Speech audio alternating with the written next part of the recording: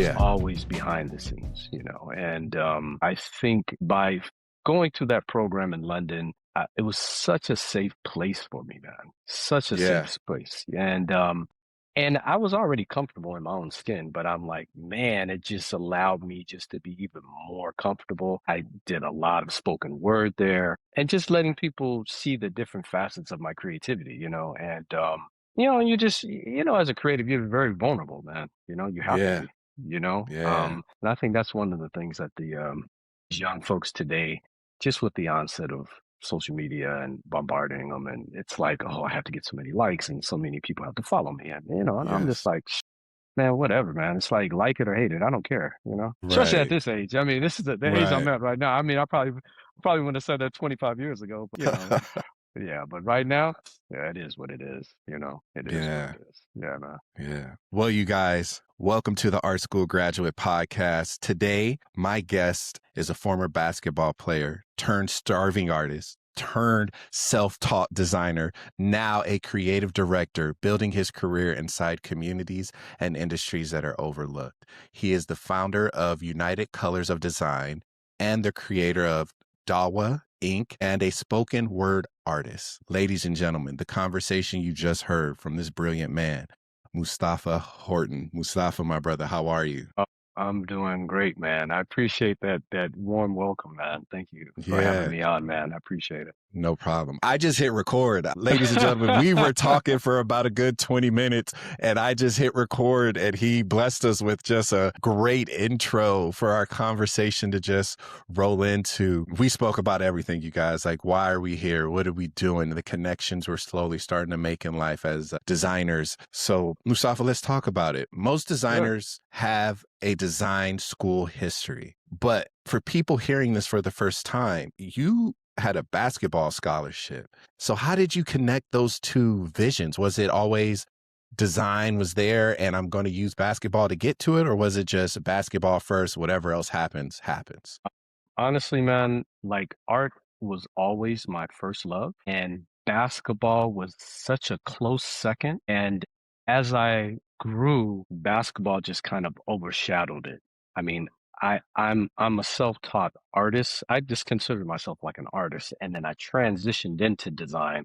But only my family, I would say, and my close friends knew I was an artist. Like I had sketchbooks and I would draw and things of that nature. But the way that I kind of showed my artistic flair, I guess, was through fashion. Sneakers. I was a sneakerhead back in the day, and I still am. I mean, I Hmm. love sneakers. But I really wanted to go into fashion design. This is the route Hmm. that I wanted to take. But, getting a scholarship to play basketball, it's so time consuming and there's no way I could do both of them. And so because I loved basketball, I ate, slept, drank basketball. I was cool with it. It didn't bother me that I had to put the art or design to the side at that point in my life, Right. because I was so committed to playing in basketball, like art, it just kind of came natural to me. It's not like something I had to really train for, go to school for, Right. but just having that kind of internal drive and Hmm. like, always kind of Yeah. being underrated and then saying, Yeah. hey, man, I have to prove the doubters. I have to, prove them that I should be here and that, I'm capable of Yeah. playing this level of basketball. But yeah, it wasn't until, I actually lost my scholarship, due Mm. to, being a poor student athlete.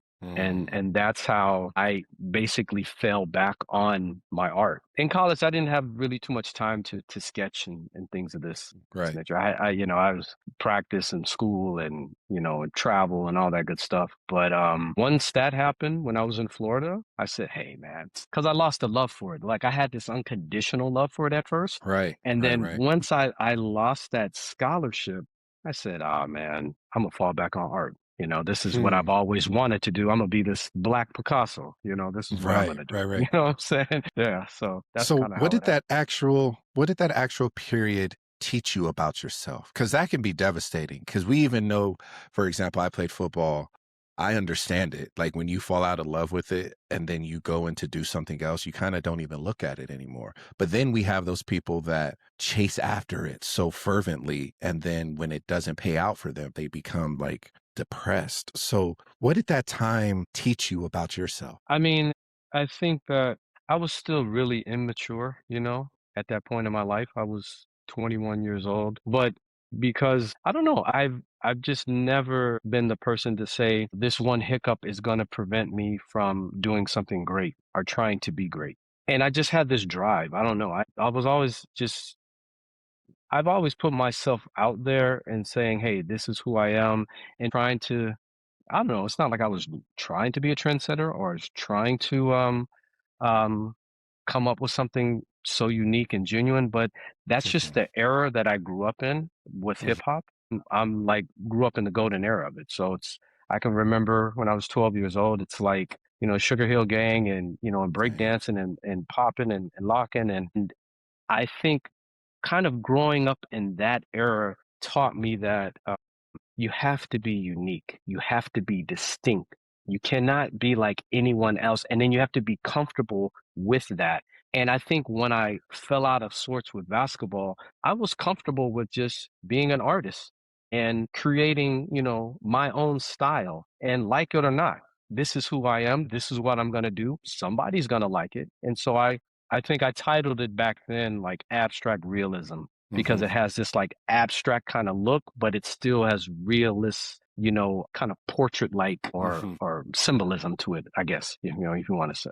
But yeah, Yeah, it was tough, man. Honestly, it was extremely humbling, bro, because I had to I was a starting point guard, mhm, and for the second semester of that year, I sat on the bench in street clothes.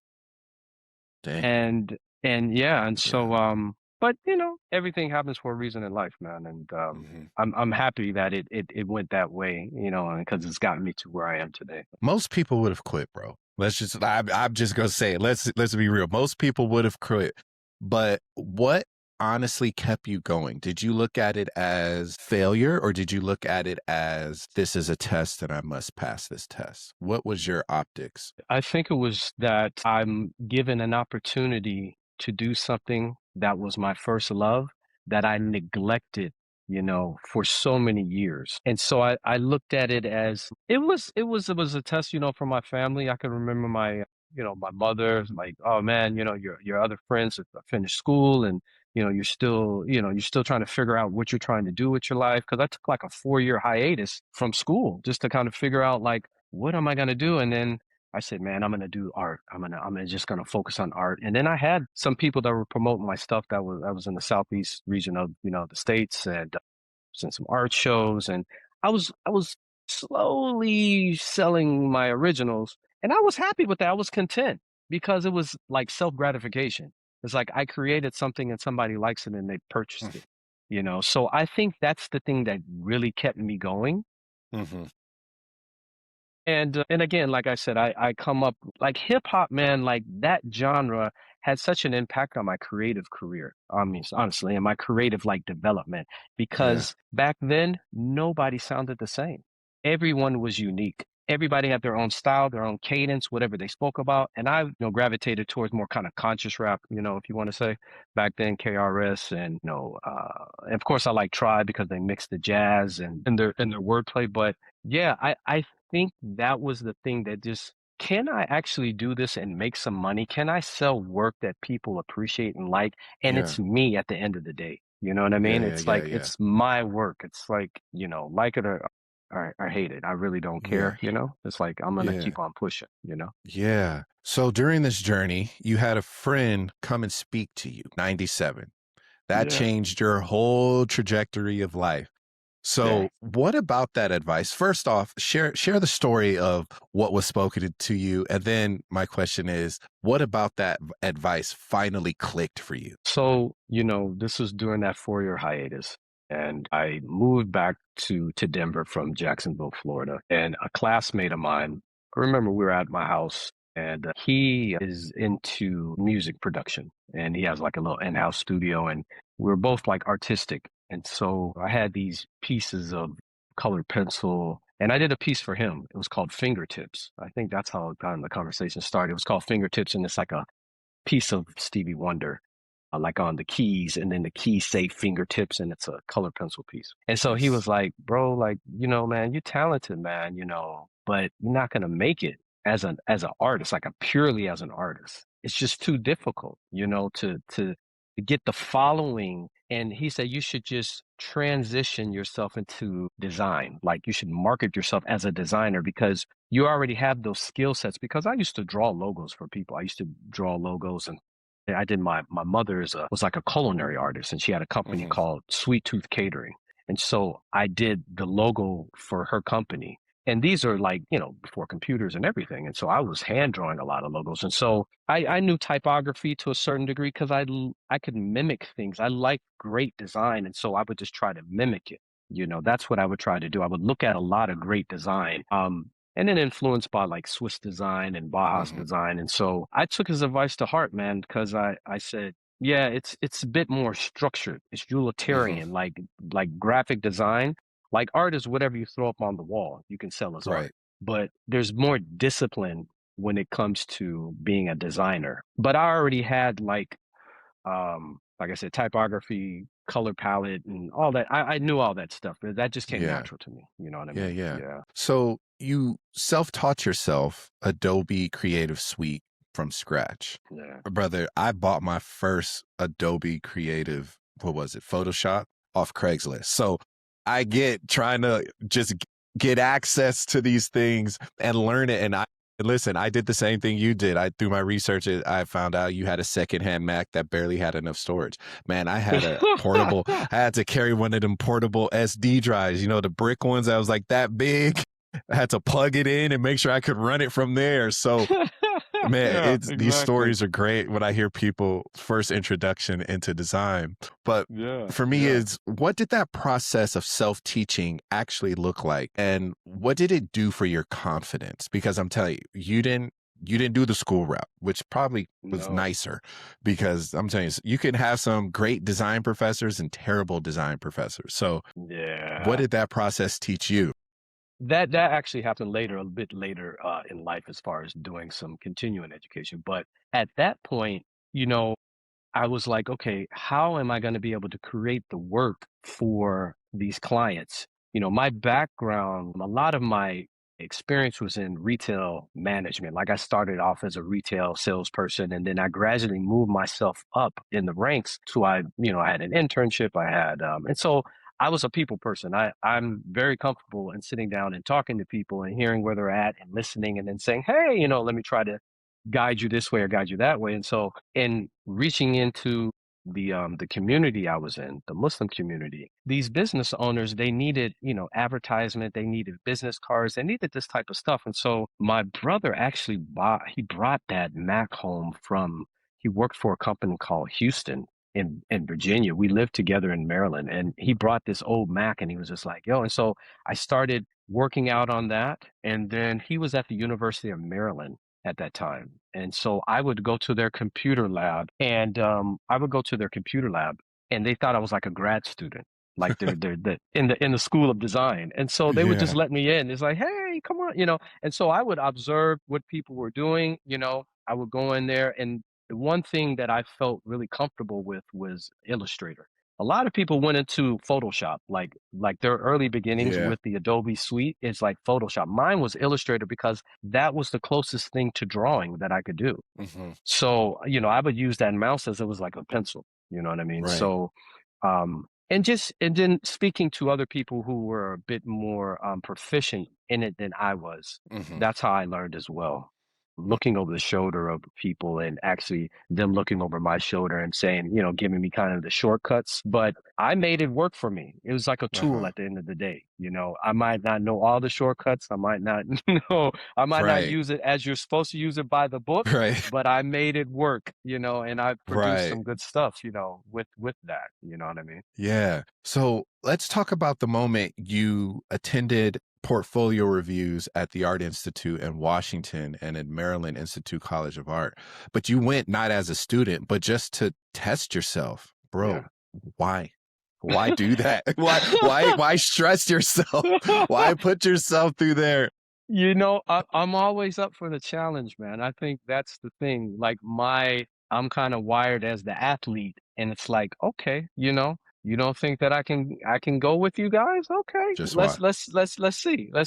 So basically, it was like, how do I rank against people coming out with degrees in this profession, in this space. So I was like, okay, I have a decent portfolio of work. I had, done, advertisement and I've done some rebranding and I've done, corporate identity. And so I brought in some brochures. I brought that stuff. And yeah, at that, I think that was like in 2002, man, like at the Art Institute at Washington, D.C., when unfortunately, they folded, that institute. But yeah, a professor was just like, man, you've done some pretty good work. He honestly, know what he said? He said, you could actually teach here. And I was like, nah, there's no way I could teach here. Yeah. The imposter syndrome, like right there as like as a 28, 29-year-old guy. And I'm like, nah, there's no way I could teach this. But he did challenge me and he said, you've done some good work for other people, but your identity, it could use some work. And I took that to heart, man. I was like, oh, really? Okay, okay. You know, Wow. I took it on the Yeah. chin. I said, okay, but again, it's when you're hearing from these professors and they're going through students that are going to be going into the workforce and they're critiquing their work and they're telling you that you could actually teach at the institute, man, that's like such Tells you a a lot. boost of confidence. You know what I'm Yep. saying? And Yeah. I was like, hey man, I don't necessarily have to attend one of these design schools, even though I wish I would have. But I was like, I still think I have all the tools in my toolbox, to get Uh-huh. to where I'm trying to get to. You know what I mean? Right. Right. And the Right. same thing was there for Maryland Institute College of Art. That was like a year later when I went to Maryland College of Art, and the dean was like, man, you can take course study here if you like. He gave me like Mm. a permission, like so he gave me like a document saying that I could take to admissions and like he doesn't have to go through any kind of application process or anything. We're giving him Right. permission to take course study here. So I ended up doing that and I took some publication design and advertising design that were taught by professionals in the local Baltimore Hmm. area, which was really eye-opening, Hmm. because you're getting it from someone who is actually in the environment, and they're giving you a lot Right. of practical knowledge. They're testing your skill set and they're testing your creativity, but then they're giving you that practical piece too. It's like if Right. you're ever trying to freelance or if you ever want to develop a studio, take heed, to some of these pieces that I'm giving you. And that Right. was really, really beneficial. I really loved that, that period of Yeah.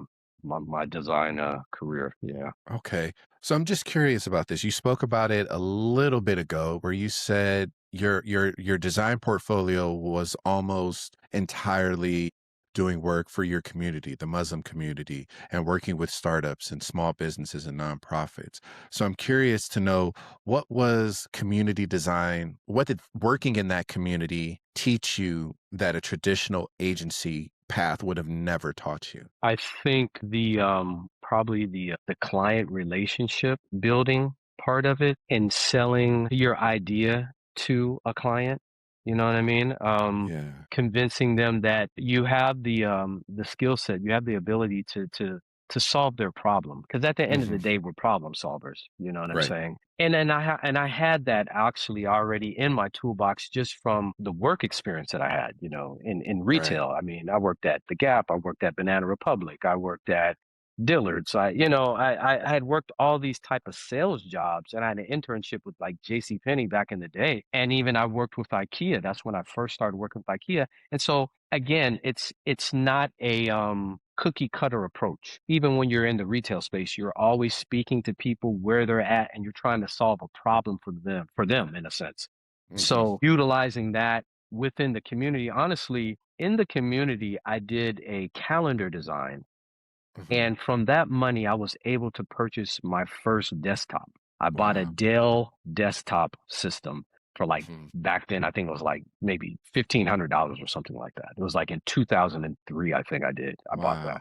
And Yeah. so that was like, and so that was really like, oh man, a breath of fresh air. So Mhm. gratifying and rewarding that, man, I did like work for someone and they paid me what I asked. And I was Mhm. able to like reward myself with a system to allow me to continue producing work. You know what I mean? And so, Yeah. but yeah, you know, just people were just giving me an opportunity, giving me a chance, man. A lot of Mhm. times it's cutthroat and people are going to just turn a blind eye and a deaf ear to you. They're not going to give you an Yeah. opportunity to do anything, Right. if you're not in an agency or you're not with one of these, branding consultancies that are known, Right. they were Right. like, hey, we see the work that you've done. We see how active you are in the community as a brother, we see you with us all the time. And they're just like, we didn't know you did this type of work. I was like, yeah. And That's I dope. think the passion came out, like I've Yeah. always been so passionate about what I'm trying to do. And I think Yeah. they saw that and they gave me a chance and I'm Mhm. so grateful and thankful because that really was a springboard to doing so many other things and the confidence that I needed. I mean, I had it. But it's like when you hear it from somebody else, it's like, okay, yeah, you're in the right space, you're doing the right thing. Yeah. Yeah, you can get there. So with you working in all these different parts of the world, like different countries, different communities, you're traveling and doing all this. What did working across those very different cultures teach you about visual communication? That it's a lot of times it's unique to the culture, to the environment that you're in, Hmm. and you can still see the beauty in it, even if it's like, say, not in your language. For instance, like when I was over in Saudi Arabia, I lived over there for a total of 8 years, but 6 years with my family. And I worked with IKEA in Saudi Arabia. And so you got to see, the visual language, say like the branding of IKEA, it's uniform even though it's in Arabic, or it's in, another part of the country, but you got to see the beauty of some of the motif and, being in the Arab land, and Yes. the Arab yeah, like the intricate, tiling or the Yeah. beautiful calligraphy Yes. that you just don't see every day, in the West. Hmm. Unless you're kind of like in that environment, like you're doing it yourself or something. Over there, that's just, a part of the makeup. And so, Right. um, I mean, even over there, man, I was working within the retail, with IKEA. I also worked within the educational sector. Like I worked with university, Cambridge University Press. But on the side, I still freelanced, even over there. I went Oh, to wow. like an office of propagating, Islam, and I did book cover designs. I did poster designs. I kept my finger on saying the Pulse. pulse. Yeah. Yeah, I had to because it's like a child you have to feed. It's like it's Yeah. always hungry. It's always like pulling on you.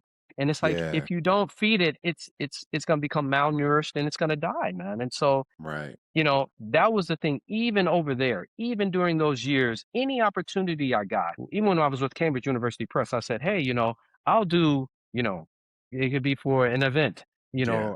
a conference. Oh, I'll do the lantern design. I'll do some, Yeah. I was making sure I was keeping, in touch and honestly, that's where I found under consideration. Mhm.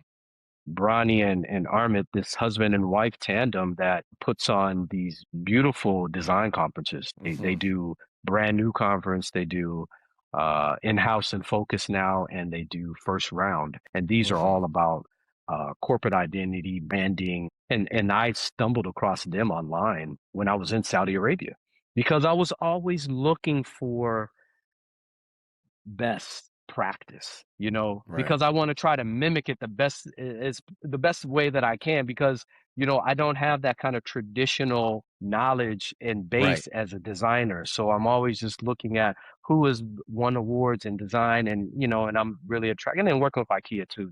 They Yeah. do good Swiss design as well. So Yeah. yeah. Dude, I want to pause for a second and talk about the Middle East design. Hey. Not many people know this, but my wife is Middle Eastern. She is Iraqi and Egyptian. Okay. My wife We is have Egyptian. what is it called? What is it? I think what is it? Her dad's Egyptian, her mom's Iraqi. So she's got the fire and ice. Yeah. Yeah, you know You exactly what don't, I'm talking yeah, about. you don't even have to explain. But shout out to our wives. We love you guys. Course, of course. I wouldn't But be here when if it we wasn't took a for her. right. So when we went to our first trip to the to the Middle East was we went to Dubai. And I can tell you, man, being an art guy, going to their museum, seeing those tapestries, I was just like, I love it. I love it. Like it tickled my sparkle to say, you know? So I must say I agree with you on their calligraphy status and what they do is because my background originally is graffiti. So anything that Mm, comes to that, I'm like, how did you do it? What does it look like? And seeing that over there was just crazy. And then when yeah. we took a trip last year to go to Egypt. We went Mm, oddly enough during Ramadan. We went to Egypt last year and nice. it was beautiful to go to the the um, the pyramids and then the museums and seeing the hieroglyphics that was like kind of like the first original forms of communication and graffiti. I was just like, Right. wow. Like, and Yeah. then Yeah. also seeing there the beautiful patterns they put together. And I was Yeah. just like, so some of these early designers came from the Middle East Oh, looking at yeah, it. man. Yeah, Yeah. coming from the Oh, yeah. continent of Africa, and I was just floored to Yeah. see some of this stuff, and I was like, "Oh my gosh, this is beautiful." And now I get it more when I see, like, the Persian rugs, like an authentic Persian rug, like, not the ones in the States, but like an authentic hand-done Persian Yeah. rug. Yeah. It's telling a Nah, story. It's of course. beautiful. It is That telling the most tapestry. Yes. yes, the most elegant, beautiful story ever. So I was just Yeah. floored when I was like, "Man, it's just beautiful." You know what I Yes, mean? it's dope, yeah, man, for real. It's like Yeah. just the intricate patterns, the Yes. weaving, Yes. the craftsmanship, like how they take that so much to heart, man. Mhm. Yeah, it's like a labor of love, you know what I'm saying? 100%, 100%, Yeah. and even down to their jewelry. Yeah. When we were in Egypt, I learned a lot when it came to the jewelry aspect of it and jewelry design and how a lot of it is done by hand. Like these dudes have these little chisels, probably as big as like the front of a pin, like this, and they're just with a Hmm. hammer, just doing these elegant, ornate, like Argyle styles on rings and bracelets. And I was just like, wow. Like it floored me to just see them do it by hand. And the thing is, it's like it's so easy. There wasn't a like a Yeah. fight or a push for them to like, oh, let me go online and look it up. It's like, oh, no, this is going to tell a story of this. So let me hit this and do this and add this dove here and add this symbol here and add this there. And I'm like, that's you can't The teach the that. craftsmanship, yeah, Yes. the craftsmanship is just amazing. I mean, just in that region and in other Yes. parts of the world, man. How people, like I said, they just take it to heart, and Yes. it's being able, I think, to kind of slow down. You know what I mean, and really appreciate things that are produced by hand. I mean, that's why I love bespoke garb, and because there's something about it. I mean, even in this day and age where everything is digital and AI, but there's something about picking up a book, an old design book, or a magazine. As a brother said, he said, he told some younger creatives, it's like, if you're able to get to a public library, go and Mhm. look at books, or if not, if you can buy books, because old is gold, Right. honestly. Yeah. It's just something about turning the page, earmarking the page, highlighting things in the book, that sort of thing. Yeah, yeah. I think, as you said, that high craftsmanship and just bespoke Yes. goods, like one of 200, and they're never the same. Oh, they're Mhm. all unique. Even if it looks the same, it's not, because it's not machine made, it's handmade. Right. You know what I mean? Yeah, so Yeah. I think as an artist, as a visual artist, I Yeah. really appreciate, that craftsmanship and that type of work, no doubt. Yeah. So being in that space for that amount of time, how did that change the way you think about creativity and your audience? Because I learned design here in the States. Mm. But when me and my wife got married, we began to travel to other countries. I started to see how, I hate to say it, we kind of lack a little bit in the States. We kind of pigeonholed ourselves to certain ideas and how it should be and what it should look like. But I feel like for you, something else clicked. So, how did it change the way you thought about creativity and audience? I don't know, man. I think that, again, I have to kind of go back to look forward, like I have to go back to that genre, that hip hop genre that these people were so creative, whether it's graffiti writing, whether it's poetry, whether Yeah. it's DJing, they created something from nothing, man, and I think that, if you're a creative person, it's something that you really don't learn. You either kind of have this kind of creativeness or creativity about yourself, Hmm. or you don't, and you're always willing to push the envelope, always to keep it unique, to keep it genuinely you, to be your most Right. authentic self. And I think that's the thing. I think it maybe wasn't so much about the environment, where I was. I mean, I was taking it in. I'm a people watcher, no doubt, Yeah. 100% I am too. and yeah, and I love to just, sit back and look at things, and observe, but it's all that input that helps to keep, that creative fever going. You know Yeah. what I mean? It's like just to take a step and say, if it's good enough for me, hey, it's good enough. You know Right. what I mean? That, Right. and I think that's the thing. I think in this day and age, it's hard to be kind of that vulnerable at times, but you're Yeah. just like, hey, if it's good enough for you, it's got to be good enough for everybody else, because you're your own hardest, worst critic. You know what I'm Right. saying?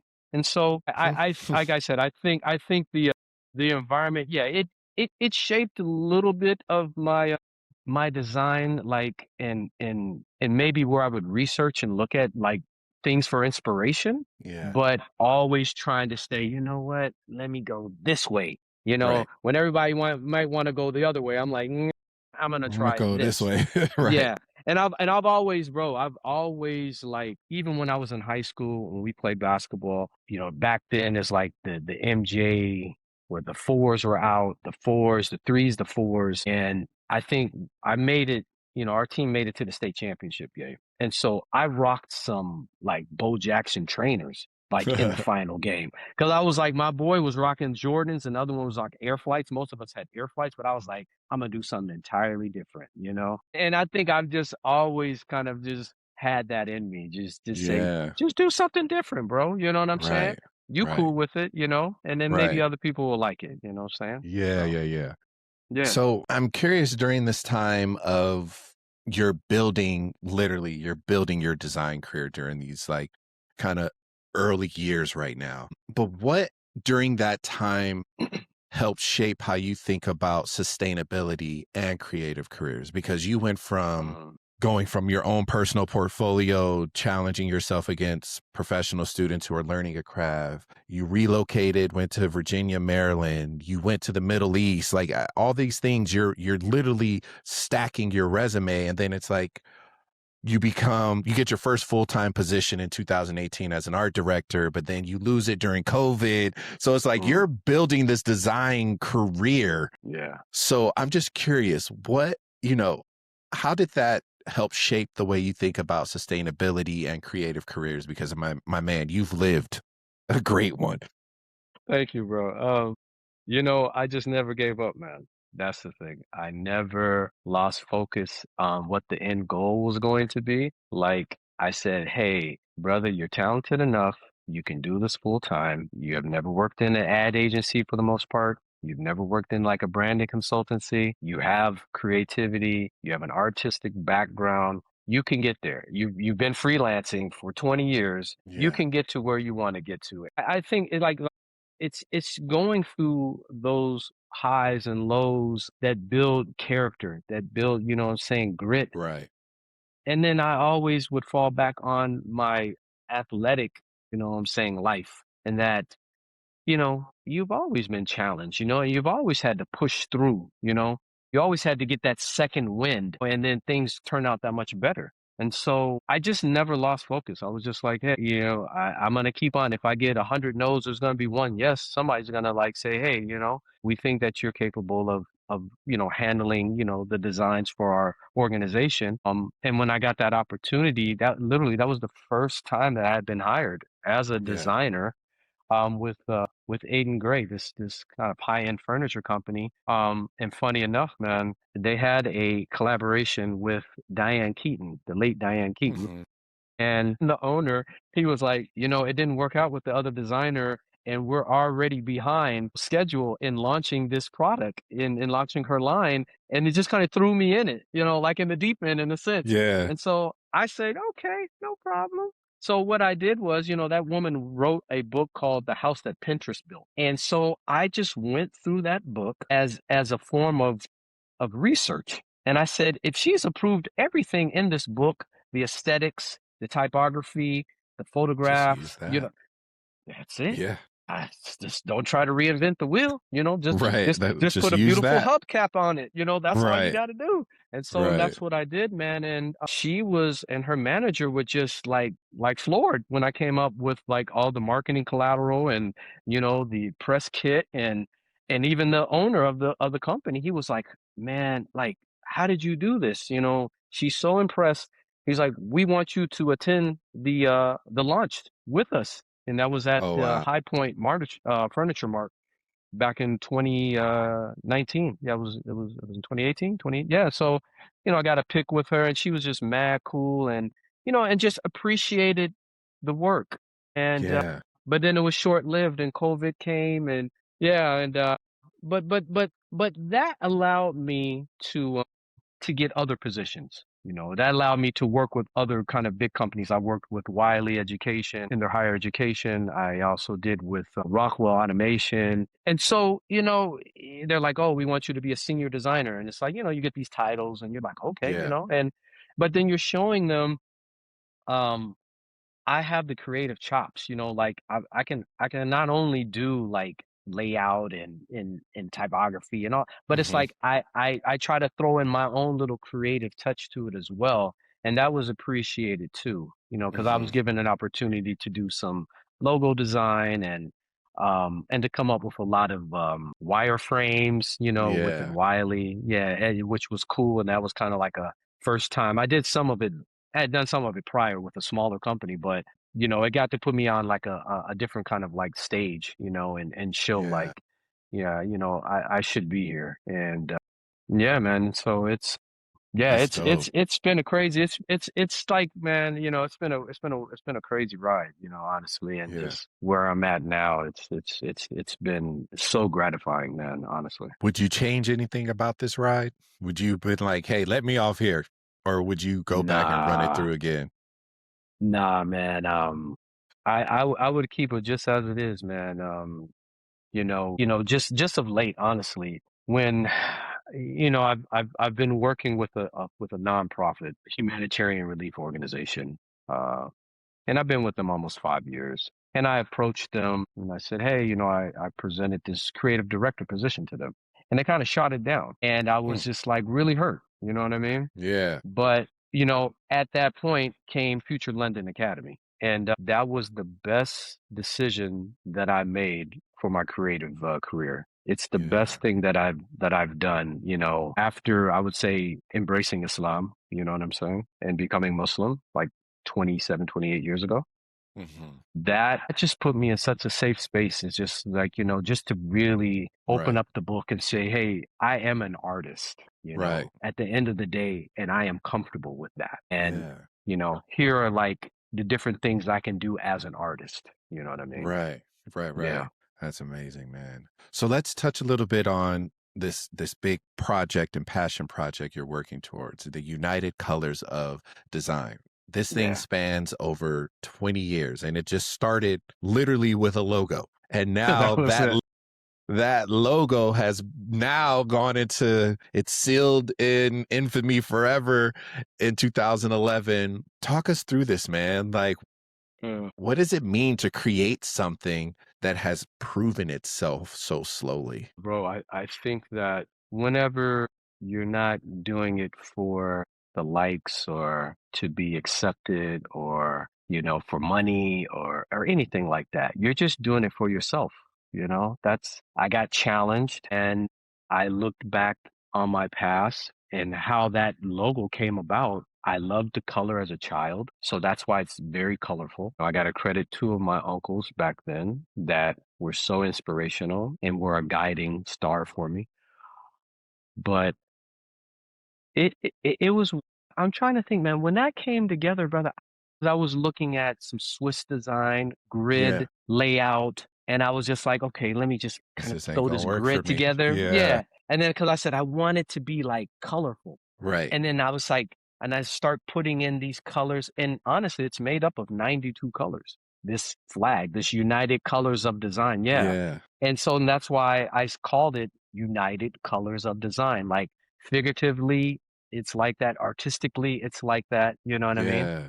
Because it all kind of goes hand in hand. And so, Right. Dang, that's crazy.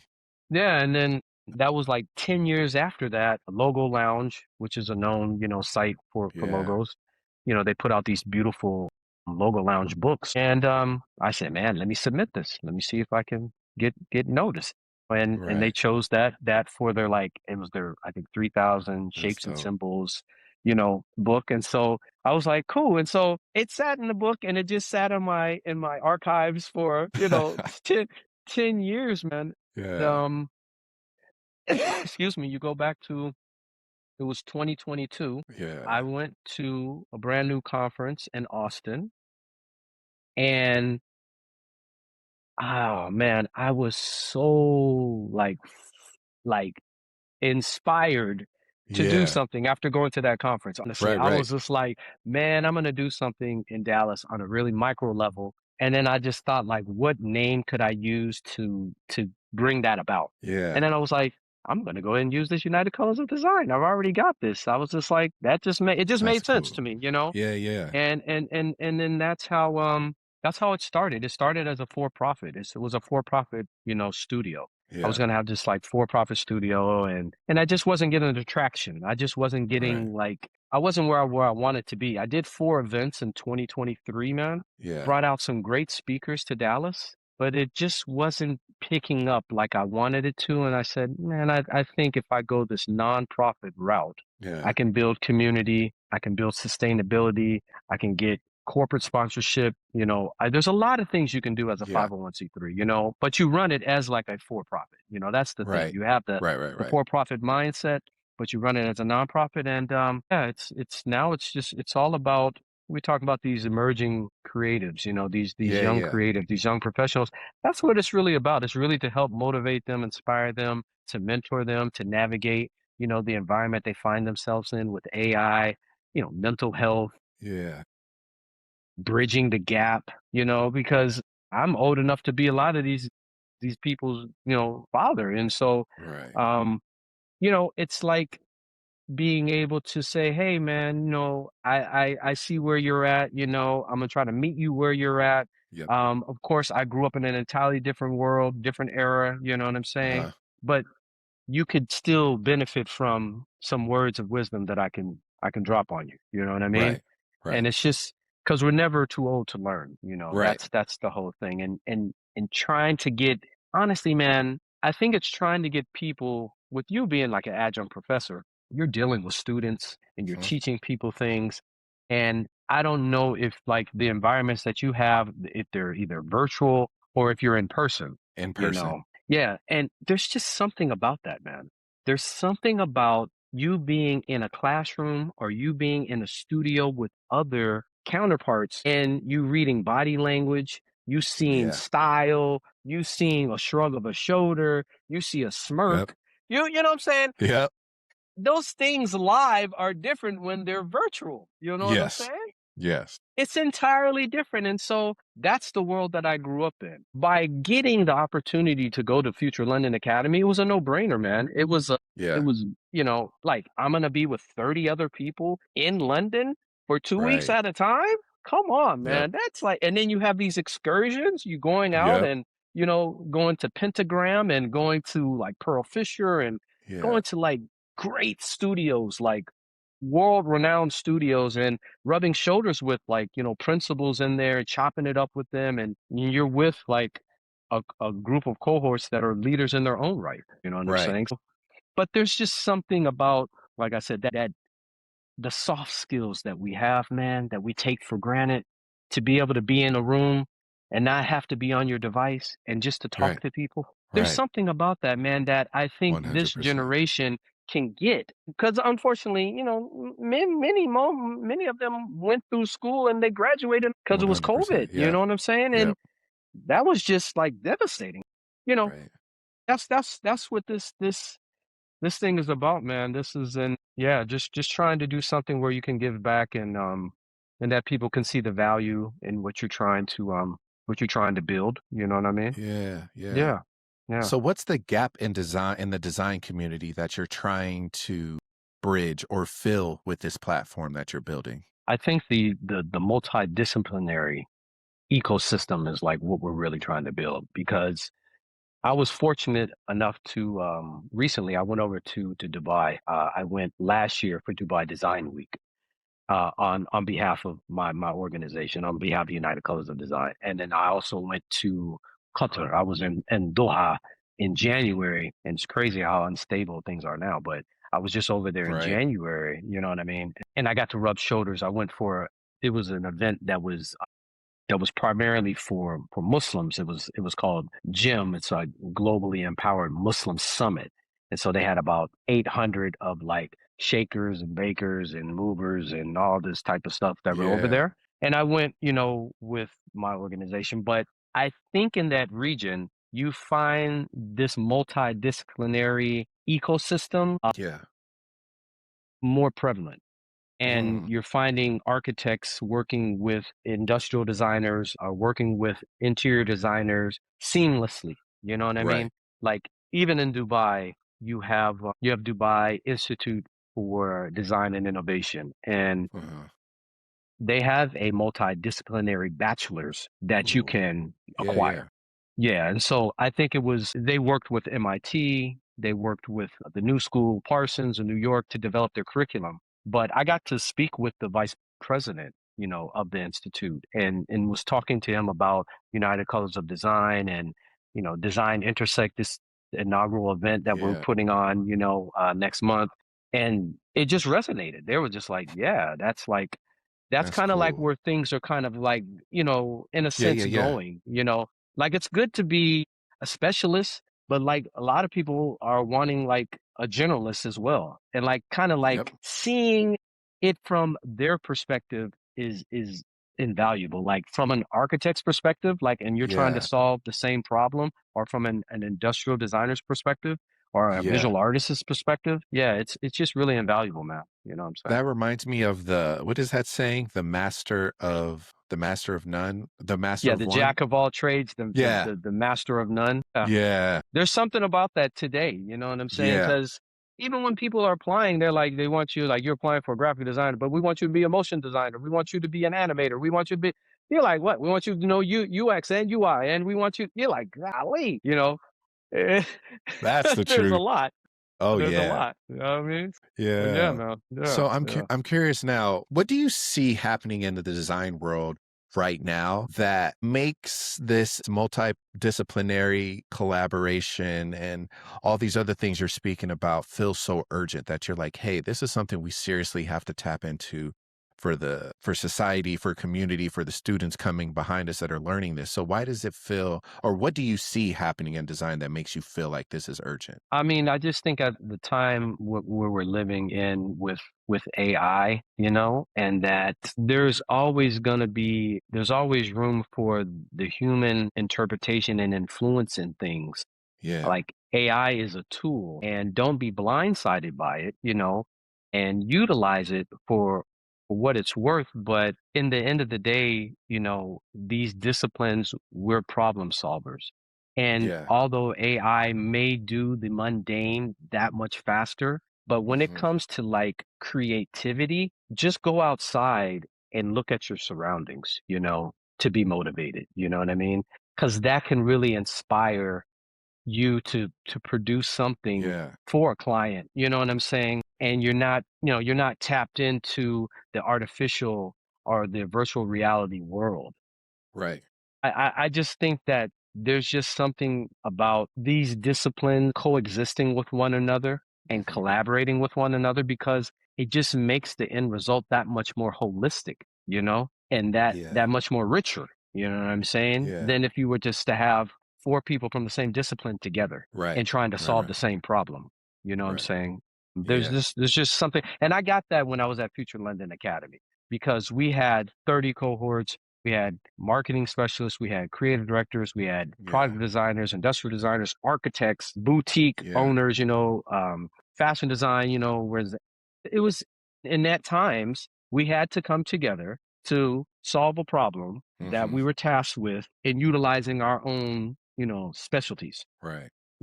and Yeah. Yeah. That makes you sense. know what I'm Yeah. saying? And it made the outcome like, 10 man, it's times like, oh better. yeah, yeah, yeah. It was 10 times better. It's like, oh yeah, I can come up with the logo and I can do the naming. And so that's what I would do. Another person's like, oh, I can do the videography. You know what I'm saying? I can do Right. that, Yeah. and oh, we need something that's modular and sustainable. And they're an architect. They're like, okay, bam, that. So it was that sort of thing. And that's what made that program so special. That's what made it so special. And so close with those people. I'm still close with those people today. Like 7 of those people are on my board, like from my class. Yeah. They make up my board of directors. You know what I'm saying? So That's dope. That's dope, yeah, brother. That is so good. That's why I think being a freelancer is fun until like you need that community. Like, remember what we spoke about before? It's just like, I've been doing this for so long. I'm like, where's people that are doing this? Like, I got to find my cohort. I got to go back to find it because once you're out of exactly. school, you're kind of by yourself until you Yeah, reach and make those connections and grow those pockets of creativity. It's going to, exactly, sometimes you miss out on those big things. exactly, So there's exactly. something I want to step into that's very personal to you. We're going to talk about Okay. a little bit about your faith and design. So through my research, I found out that you converted to Islam around the same time you started going into design. Now, did that just happen by coincidence, or was there something else connecting you in some other way? I think, in all honesty, man, I was like the black sheep in my family. I'm the middle child, and I have an older sister and a younger brother. And although artistically very talented, athletically talented, but just putting myself in situations I didn't need to be in. And so it kind of stems from that. There's got to be a better way of doing things, so I don't end up in a predicament I don't want to be in. And it's like I have no one to blame but myself. It's not like somebody put a gun to my head and said, do this and do that, and so Right. um, but think in those, when I decided to do that, I was kind of at a crossroad and I said, I have to finish my degree. Right. So it was around that same time that I got enlightened in the sense I was like 26 years old. So I had already lived a little bit of life, Right.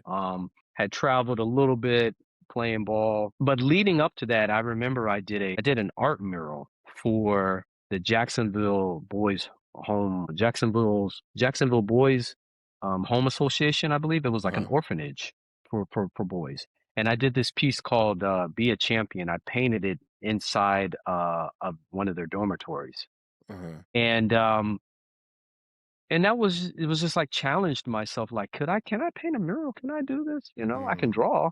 I ended up doing it. Unfortunately, that organization no longer exists. But I was just kind of at a crossroad, man, and it really helped ground me and to get me back on track. And I ended up going back to University of North Florida, finishing up my degree, because I had 1 year left to complete my degree. I did that. And early on, I was kind of just learning about the religion and the way of life. Yeah. But once I got into the community, I saw that there was an opportunity for me to show that, man, I'm a talented guy. I'm an artistic Yeah. person. Yeah. Yeah. Yeah. So I quickly found those pockets and I'm like, oh, hey, they could use my service. You know what I'm Yeah. Yeah. saying?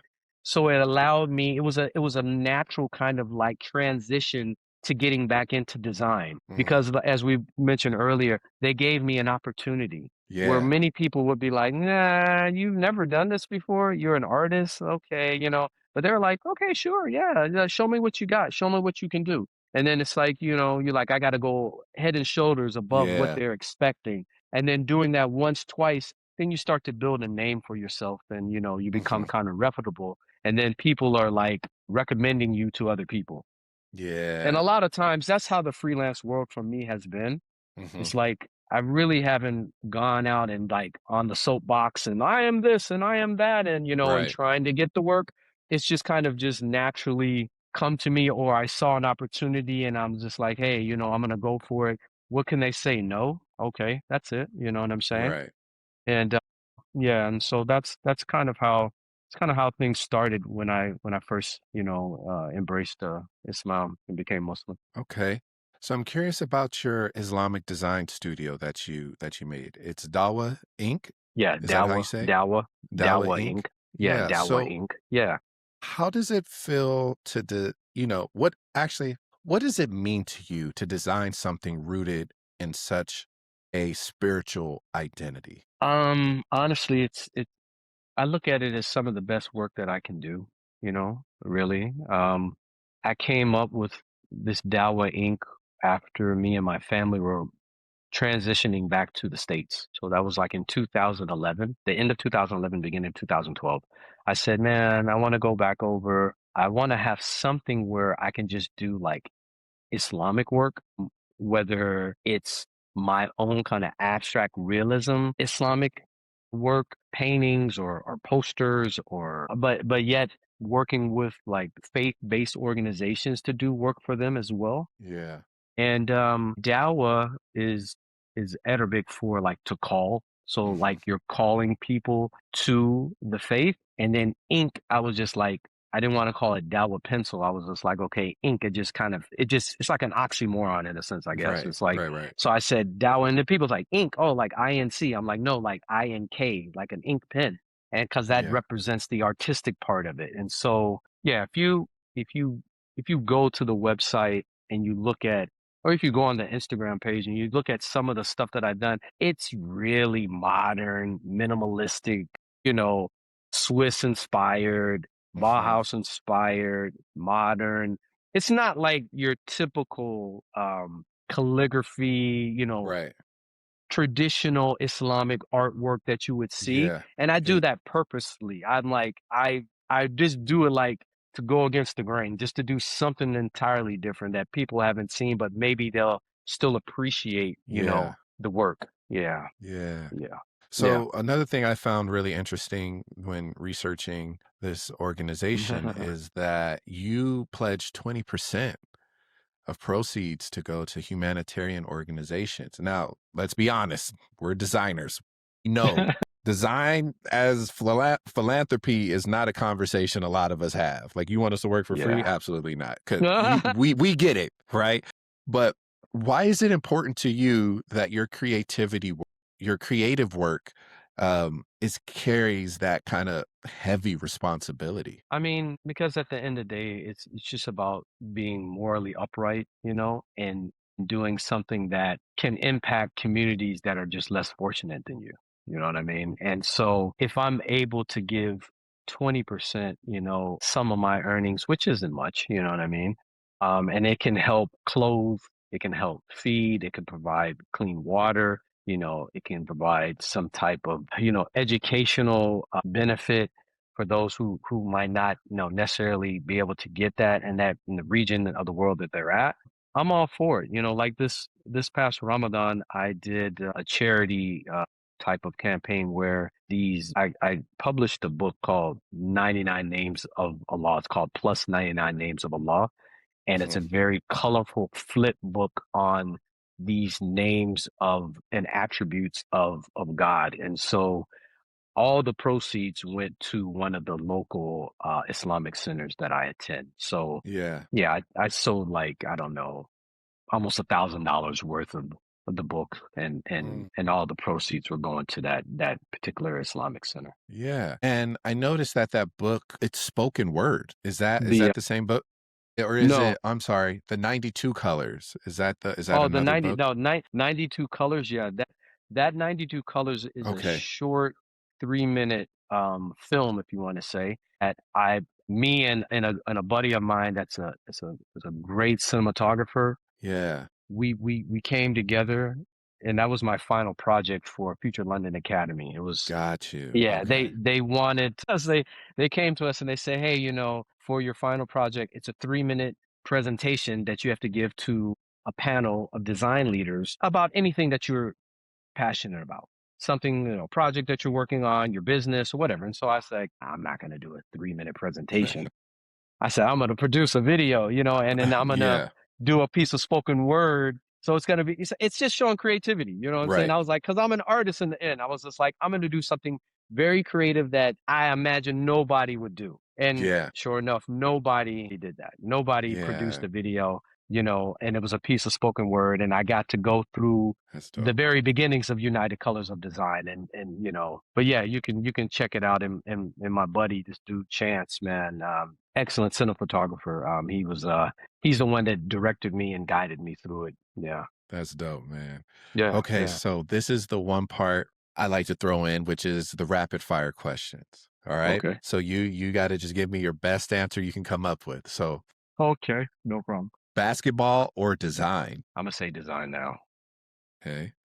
I've I've Az- I've, I've hung up the tennis shoes. Yeah. okay, here we go. Harder to master, designing for a corporation or designing for a community? Ooh, probably for a community. Yeah. Designer's work who keeps you coming back. Mm. A designer's work that keeps you coming back. You see it that one time and you're like, man, I might have to come Mm, back to this one. There's this typographer studio. They're called, I think it's Moku. It's in New York. I met the owner in Austin. He's Italian. Man, he does some beautiful work. I think it's Mucco, I think. I think that's it. They're based out of New York. They did the pier, they rebranded this pier in New York City. Oh, Yeah, it amazing is. work, man. MUC. That's what it looks like. Hold No, on, that's no. in MU Barcelona. MUCCO MUCC MUCC. I think man, I can't. What is it? His studio, they do beautiful typography. He was like, I think he was the director for the Typography Club of New York. He's originally from Italy, and he's been in New York for a good while. And he just his his his work. I mean, as far as like typography, whew, Yeah. amazing stuff. I love it. Yeah, I love because that's not Okay. my real cup of tea. You know what I'm saying? Right. Yeah. Spoken word or visual design? Visual design. Okay. Yeah, that comes a bit easier. Spoken word Okay. takes some time. Spoken word takes some time to put together. Best genre of hip hop, either the early hip hop, the 90s, or now. The '90s. The And '90s, last because you. last last question though. Because I don't want to get you, I don't want you to get yourself in trouble with that one because we got a lot of But people. Listen, I was born in 87. I'm a millennial. I love 90s hip hop. That's all I play in my class as my kids are working. I promise I you, say that if you I come into say my that class, you will because hear it. you know what, man? Wow, man. See, I graduated high school in '90.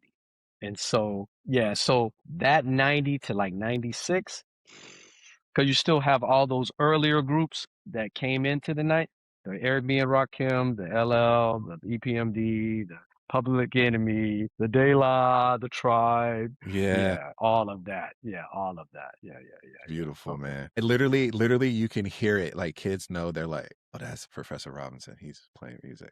When I'm done lecturing, I play You music and let them work. Like I don't like sitting in a very quiet classroom. And sometimes let students them, put their headphones on to listen to their own music. I'm like, hey, whatever hey, works. whatever So suits you. Yeah, that's cool. That's cool. so here we go. Favorite Jordan of all time. I gotta go with, I know. This is a tough one. you know what? I like we got the one, two, three, the four with the reflective tongue. Yes. Yeah, I'm those I had those. Those are my joints right there. I had the I black with have the reflective tongue. Yeah, yeah. yeah, yeah. I got some I'm a ones now. I just bought some ones, but yeah, I'm a 1 and 4 guy. yeah, I love the way the 4 looks. It's a beautiful silhouette. yeah. I'm slowly starting to enjoy the 5, but Mm-mm. I go Yeah, back. I'm a 1 I had the and I 4. had yeah, I had the three. I had the four. I think I might have the five too, but yeah, yeah. Okay. That one and the four. Yeah, Okay. All right. So, Mustafa, we're having a great time rolling, but I have just a few deeper questions before we close.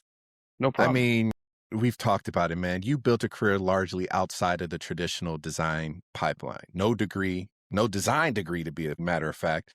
No early agency job, no career path. What did that actually cost you? And what did it give you that people on the traditional path will never get? So you said, what did it cost me? Yeah. You know, I can't put a price on it, honestly. Sometimes it costs me, time, money, maybe time with my family, you know what I'm saying? Yeah. But I wouldn't change it, you know what I'm saying? Hmm. I wouldn't change it for the world because I'm just a realist. Like I'm all about like the practical. Yeah. And I think that's the thing that it gave me. And it almost like expedited my learning process, Yeah. compared to now, granted, as I sit right now, sometimes I envy those people, that had the opportunity or still do, work with Hmm. huge branding consultancies or the Apple of the world, or, and they're doing creative work within those spaces. But there's just something about taking the path less traveled, Hmm. um, and what it does for, your confidence, your psyche, Yeah. your skill set. Because you a lot of times you're put into these kind of awkward situations, man, and Hmm. you either have to put up or shut up. You know what I'm Hmm. saying? And it's been a roller coaster, man. Hmm.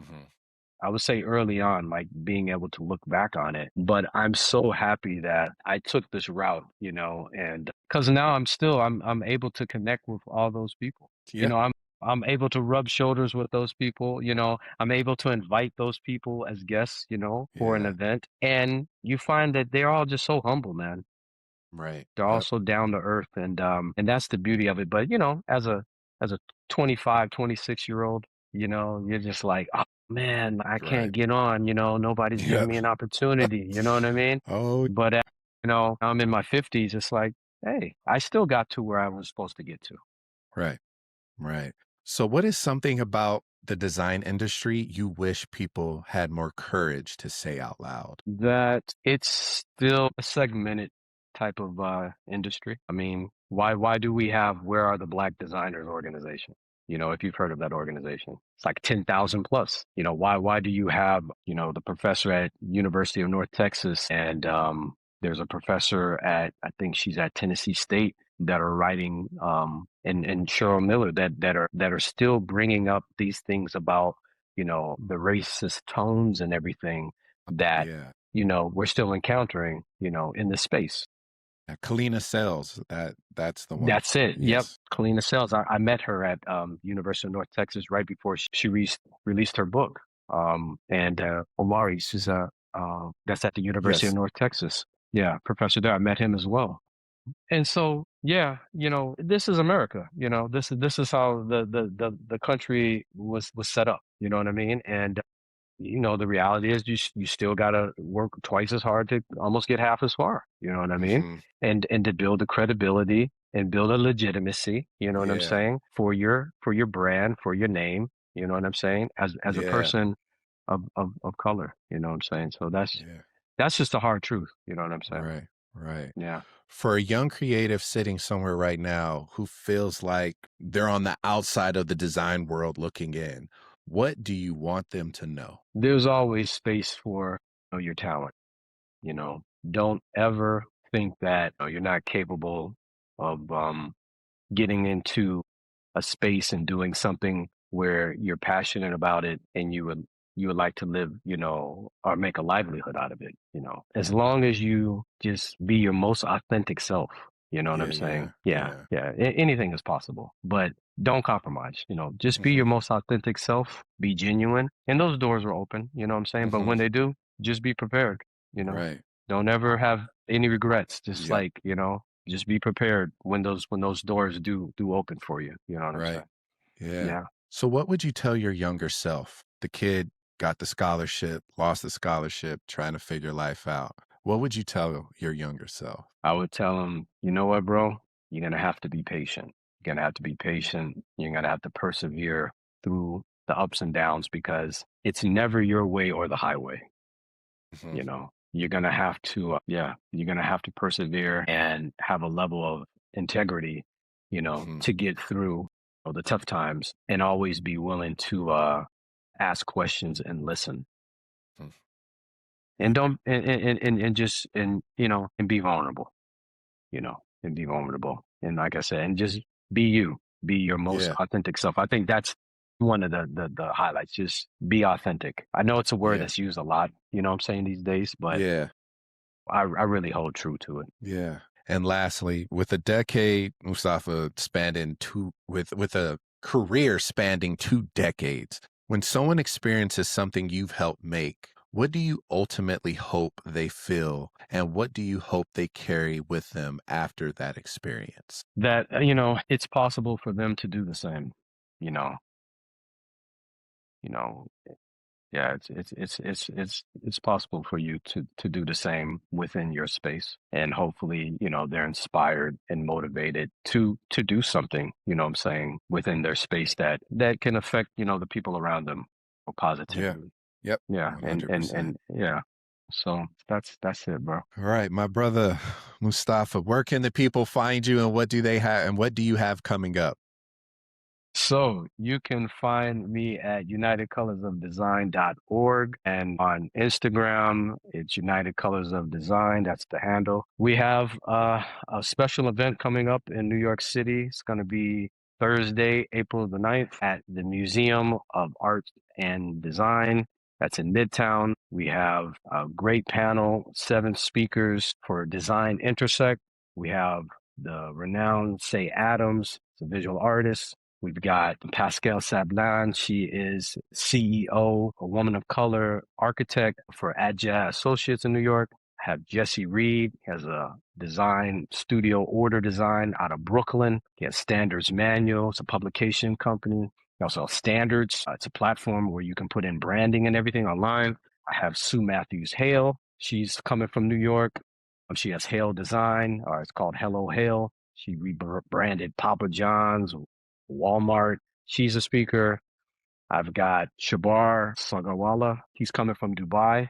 He's an architect. Dude is, master's from Harvard, working on a PhD from University of Tokyo. Urbanism is his thing. He's a great guy. I have Yali Lau coming from Singapore. She has Light Collab. She's an industrial designer. And then the final presenter or guest speaker is Jesse Hill coming from Baltimore. It's Hill Studio, former Herman Miller uh, creative, and he has his own studio now. Beautiful work he does out of his studio, industrial designer. So want people to come out, hopefully to be motivated, inspired, and to do great things. And so, yeah, come Good. out, show support. Well, you guys, thank you so much for listening to our podcast. My name is Justin Robinson. I have the man of many design ideas, creativity, community builder. I don't even know what else I could say about this man, the great, talented Mustafa. And this is the Art School Graduate Podcast. We'll catch y'all later. Peace. Appreciate it, bro. Take care.